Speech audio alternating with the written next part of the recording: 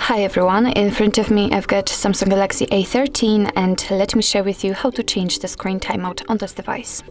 So first of all, let's find and open the settings, and now we have to find the display option.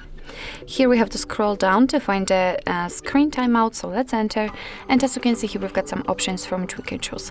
So we can set either 15 or 30 seconds, so I would say quite short options, but also 1, 2, 5, 10 or even 30 minutes.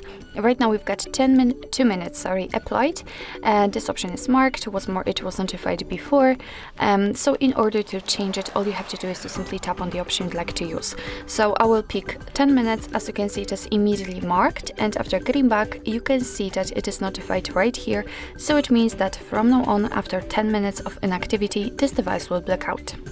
So actually this is it. This is how to change the screen timeout in your Samsung Galaxy A13.